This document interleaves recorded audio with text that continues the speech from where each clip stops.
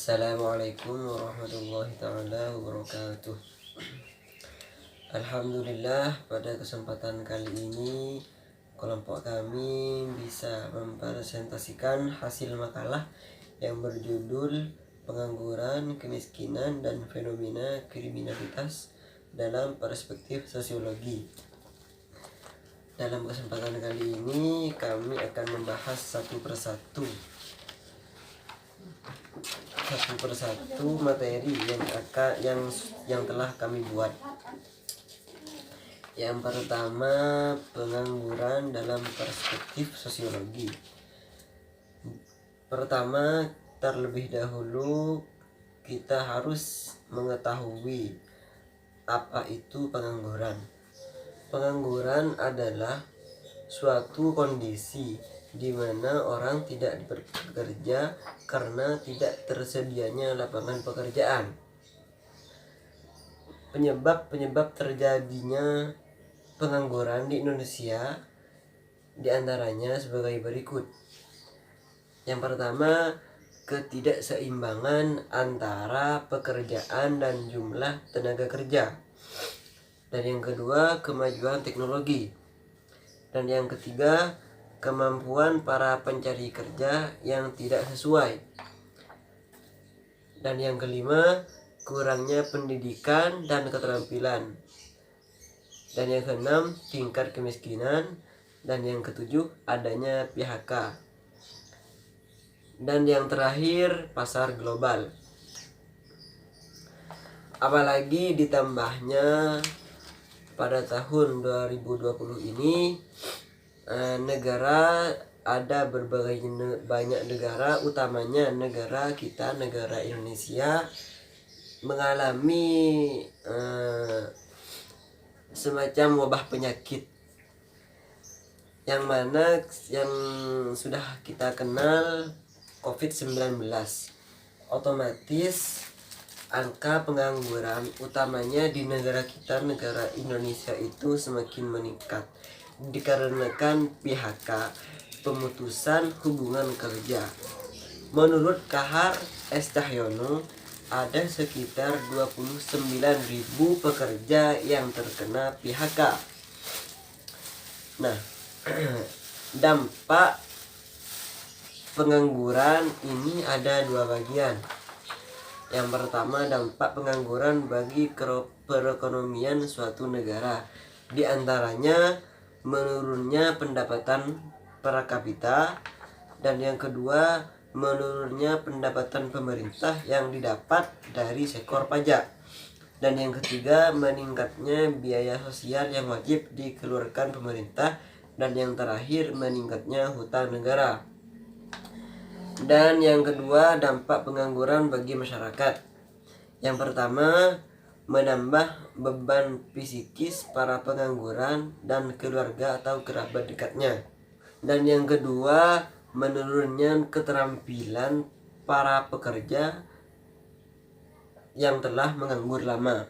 Dan yang terakhir, dampak pengangguran bagi masyarakat adalah meningkatnya ketidakstabilan politik, sosial, dan ekonomi. Setelah kita mengetahui dampak pengangguran, terus bagaimana cara kita untuk mengurangi angka pengangguran utamanya di negara kita, negara Indonesia. Di sini ada berbagai macam cara supaya angka pengangguran itu bisa teratasi. Di antaranya, yang pertama, membuka lapangan pekerjaan sebanyak-banyaknya. Dengan demikian, dengan meningkatnya lowongan pekerjaan, maka akan sangat banyak sekali para pencari kerja yang akan datang untuk melamar suatu pekerjaan. Dan yang kedua, meningkatnya peredaran modal usaha, sehingga jumlah tenaga kerja berubah. Dan yang ketiga, menempatkan pencari kerja ke tempat yang sesuai kemampuan. Dan yang keempat, melatih para pencari kerja untuk mewakili jiwa entrepreneur atau membuka usaha sendiri. Dan yang kelima, penyuluhan di masyarakat tentang teknologi dan hubungannya dengan perekonomian. Dan yang terakhir, training dan pelatihan sertifikasi untuk para calon pekerja. Untuk pembahasan selanjutnya akan dibahas oleh saudara Rahmatun Fadilah. Dia merupakan bagian dari kelompok kami. Kepada Rahmatun Fadilah, waktu dan kesempatan kami persilahkan. Terima kasih atas Khairul Umam yang telah memberikan saya kesempatan untuk mempresentasikan makalah ini. Nah, selanjutnya, kemiskinan dalam perspektif sosiologi. Apa itu kemiskinan? Nah, kemiskinan merupakan hal yang kompleks karena menyangkut berbagai macam aspek, seperti hak untuk terpenuhnya pangan, kesehatan, pendidikan, pekerjaan, dan sebagainya. Berbagai kekurangan dan ketidakberdayaan tersebut disebabkan baik faktor internal maupun eksternal yang membelenggu, seperti adanya keterbatasan untuk memelihara dirinya sendiri, tidak mampu memanfaatkan tenaga maupun fisiknya untuk memenuhi kebutuhan, dan lain-lain. Ada dua kondisi yang menyebabkan kemiskinan bisa terjadi. Yang pertama, kemiskinan alamiah. Kemiskinan alamiah terjadi akibat sumber daya alam yang terbatas, penggunaan teknologi yang rendah, dan bencana alam. Kemiskinan dalam sebuah masyarakat secara alami memang ada, tetapi dalam kategori kemiskinan yang seperti ini pada umumnya tidak mempunyai kesenjangan yang terlalu tinggi. Nah, yang kedua, kemiskinan buatan terjadi karena lembaga-lembaga yang ada di masyarakat membuat sebagian anggota masyarakat tidak mampu menguasai sarana ekonomi dan berbagai fasilitas lain yang tersedia hingga mereka tetap miskin. Faktor penyebab kemiskinan antara lain terbatasnya kecukupan dan mutu pangan. Yang kedua, terbatasnya akses serta rendahnya mutu layanan kesehatan, pendidikan, dan sempitnya lapangan kerja. Kurangnya pengawasan serta perlindungan terhadap aset usaha. Memburuknya kondisi lingkungan hidup dan sumber daya alam. Yang terakhir, besarnya beban kependudukan yang disebabkan oleh besarnya tanggungan keluarga. Upaya penyelesaiannya, yang pertama, menciptakan lapangan kerja yang mampu menyerap banyak tenaga kerja sehingga mengurangi pengangguran. Karena pengangguran adalah salah satu sumber penyebab kemiskinan terbesar di negara-negara lainnya, yang terutama di negara Indonesia. Yang kedua, memberikan subsidi pada kebutuhan pokok manusia sehingga setiap masyarakat bisa menikmati makanan-makanan yang berkualitas. Hal ini bertuju untuk mengurangi adanya penyakit gizi buruk untuk anak-anak maupun yang dewasa. Selain itu, pemerintah juga melakukan strategi dalam pengentasan kemiskinan yang dijabarkan dalam 5 langkah berikut. Yang pertama, peningkatan fasilitas jalan dan listrik di pedesaan. Yang kedua, peningkatan tingkat kesehatan melalui fasilitas sanitasi yang lebih baik. Yang ketiga, penghapusan larangan impor beras. Yang keempat, pembatasan pajak dan restribusi daerah yang merugikan usaha lokal dan orang miskin. Yang kelima, merancang perlindungan sosial yang lebih tepat sasaran. Nah, kemiskinan tersebut banyak terjadi dan di tahun 2020 semakin meningkat angka kemiskinan. Karena apa? Karena adanya wabah virus corona yang berasal dari Wuhan. Nah, wabah tersebut memaksa kita untuk terus bekerja di rumah. Karena apa? Untuk mencegah kita tertular dari penyakit tersebut.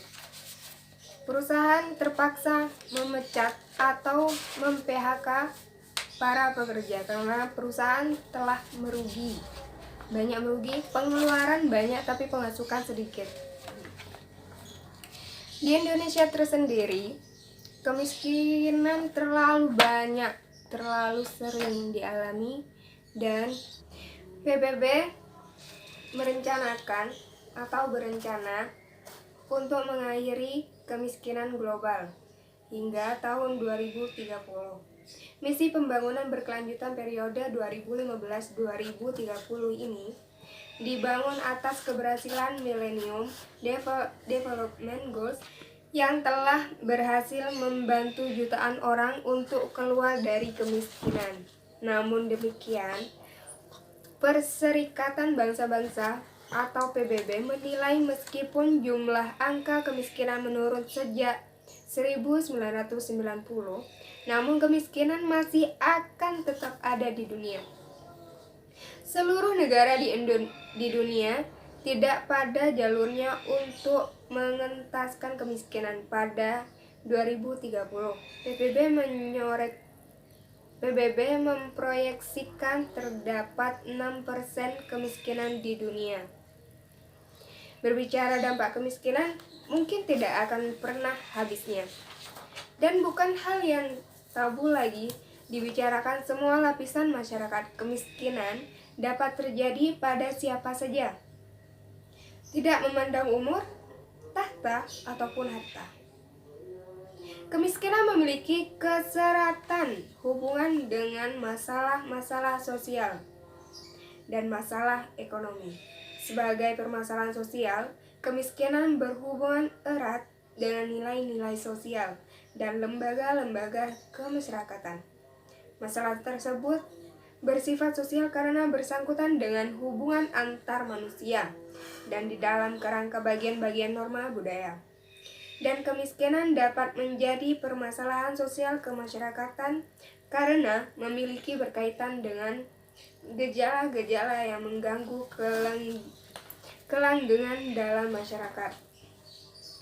Masalah sosial timbul dari kurang tercukupinya kebutuhan manusia atau kelompok sosial yang bersumber pada faktor-faktor ekonomis, biologis, biopsikologis, dan kebudayaan.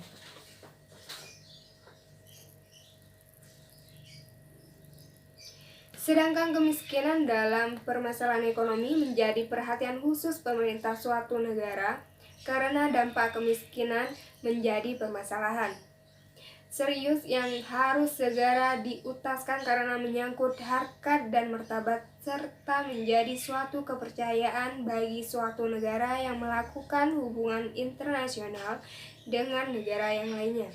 Masalah-masalah sosial yang berasal dari faktor ekonomis antara lain adalah kemiskinan, pengangguran, dan sebagainya. Yang terakhir, saya akan menjelaskan fenomena kriminalitas dalam perspektif sosiologi. Kriminalitas atau tindak kriminal segala sesuatu yang hukum atau sebuah tindak kejahatan.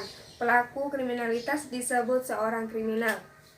Biasanya yang dianggap kriminal adalah seorang maling atau pencuri, pembunuh, perampok, dan juga teroris. Meskipun kategori terakhir ini agak berbeda karena seorang teroris berbeda dengan seorang kriminal melakukan tindak kejahatannya dengan berdasarkan motif politik atau paham. Kriminalitas berasal dari kata crime yang berarti kejahatan. Berbagai sarjana telah berusaha memberikan pengertian tentang kejahatan secara yuridis, berarti segala tingkah laku manusia yang dapat dipidana yang diukur oleh hukum pidana. Kriminalitas merupakan sebagai perbuatan atau perilaku yang menyimpang, yang melanggar aturan-aturan dan mengganggu atau memberi goncangan ketertiban masyarakat. Dan sehingga pelakunya akan dijatuhi hukum pidana. Faktor penyebab kriminalitas yaitu 1. Urbanisasi serta industrialisasi. Keadaan yang diakibatkan dari urbanisasi dan industrialisasi di suatu negara, misal negara berkembang, yaitu negara kita sendiri, bangsa Indonesia, pasti berada dalam posisi dilema perpindahan. Hal ini karena akan mengakibatkan ledakan penduduk yang nantinya menjadi penyebab naiknya tingkat kriminalitas. Yang kedua, kondisi-kondisi sosial. Beragam kondisi sosial sebagai penyebab kriminalitas yang merugikan kehidupan manusia. Misalnya, beragam jenis pengangguran, kemiskinan yang makin menjamur, kondisi lingkungan yang mendukung individu melakukan kejahatan, kepincangan sosial, tekanan mental, serta kebencian. Yang ketiga, moral. Moral ini sangat penting ya. Kunci dari individu atau kelompok melakukan atau tindakan melakukan kriminalitas adalah karena moralitas. Oleh karena moral atau moralitas tentang opini seseorang mengenai sesuatu, dalam hal ini kriminalitas terjadi bukan karena ada celah, namun dari penilaian baik atau buruk dari seseorang. Yang keempat, degradasi mental. Penyebab ini lahir dari tingkat stres, depresi, serta tidak menemukan tempat untuk melampiaskan atau sebagai pelampiasan rasa kesal. Oleh sebab itu, membuat seseorang melakukan kriminalitas supaya meredam degradasi mentalnya. Dengan kata lain, tindakan itu adalah wujud katarsisnya. Yang kelima, tingkat pendidikan. Pendidikan yang masih mahal sampai saat ini juga belum bisa sepenuhnya merata di sebagian daerah, menyebabkan terjadinya kriminalitas. Hal ini karena mereka tidak memiliki pendidikan sehingga sulit untuk mendapatkan pekerjaan yang layak. Gengsi yang tinggi. Kemajuan berjalan sangat cepat, setiap detiknya ada terjadi kemajuan, termasuk di bidang teknologi. Hal ini membuat sebagian sulit mengikutinya, namun ada yang dengan berlomba-lomba terus mengikuti perkembangan, padahal secara nyata individu itu tidak mampu. Tindakan ini sebagai pemantik dari penyebab kriminalitas karena gengsi sampai nekat merampok. Gengsinya terlalu tinggi. Selanjutnya, setelah kita mengetahui faktor-faktor penyebab kriminalitas, langkah selanjutnya bagaimana cara kita untuk mengatasi tindakan-tindakan kriminalitas tersebut. Di antaranya yang pertama yaitu tindakan tegas dari aparat hukum. Salah satu upaya untuk menekan tindakan kriminalitas adalah dengan cara membuat pelaku menjadi jera. Aparat hukum harus memberikan tindakan yang sangat tegas kepada mereka para kriminalitas supaya mereka itu bisa jera. Bukan para aparat hukum itu bukan benci kepada kriminalitas, melainkan supaya para kriminalitas itu jera terhadap kelakuannya yang sudah dilakukan. Oleh karena itu, bagi aparat hukum harus lebih menegaskan kembali tindakan-tindakan yang akan diberikan kepada para kriminalitas. Itu yang pertama. Dan yang kedua, tidak ada tebang pilih. Tebang pilih yang dimaksud adalah kondisi di mana hukum tidak berlaku sama rata kepada setiap orang. Sebagai contoh di sini kejahatan kerah putih. Mereka yang memiliki jabatan serta uang yang banyak cenderung kebal hukum. Dalam kondisi inilah yang memunculkan stigma hukum Indonesia seperti runcing ke bawah dan tumpul ke atas. Bahkan juga banyak yang menilai bahwa hukum Indonesia itu dapat dibeli. Itu yang kedua. Merupakan yang ketiga, meningkatkan peran serta orang tua. Dalam hal ini, upaya untuk mencegah tindakan kriminalitas juga dapat dimulai dengan meningkatkan peran serta orang tua, terutama kepada anak-anak mereka. Sebab peran orang tua itu amatlah sentral dalam memberikan pendidikan dan pengarahan bagi Anda. Apalagi jika dipresentasikan, anak memiliki lebih banyak waktu di rumah ketimbang di luar rumah. Karenanya sangat tepat untuk kemudian menjadikan orang tua itu sebagai peran dominan untuk bisa memberikan pendidikan sekaligus pencegahan dalam tindakan kriminalitas.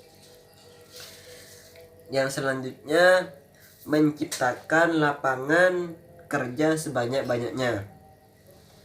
Sangat miris sekali ketika kita mendengar seorang pencuri mencuri makanan karena tidak memiliki kemampuan untuk membeli makan. Padahal makan itu merupakan salah satu kebutuhan primer manusia. Menciptakan lapangan pekerjaan ini sangat penting untuk mengatasi tindakan-tindakan kriminalitas. Karena dengan adanya pekerjaan, maka setiap orang akan bisa memenuhi kebutuhan hidupnya. Mereka yang memiliki penghasilan tetap pasti tidak akan memiliki pemikiran untuk melakukan tindak kejahatan demi uang. Dan yang terakhir, menjunjung tinggi norma dan agama di masyarakat. Salah satu cara mencegah tindakan kriminalitas adalah menjunjung tinggi norma dan agama di masyarakat. Nah, salah satu cara untuk mencegah tindakan kriminal adalah dengan menjunjung tinggi norma di masyarakat. Tindakan kriminal merupakan tindakan yang melanggar norma di masyarakat.